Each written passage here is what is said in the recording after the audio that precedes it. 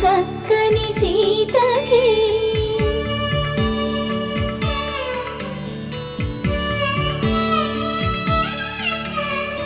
ఎర్ర జాబిలి చేయి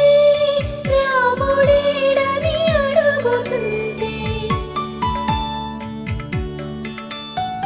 చూడలేదని పెదవి చెప్పే చెప్పలేమని కనులు చెప్పే నల్ల పూసైన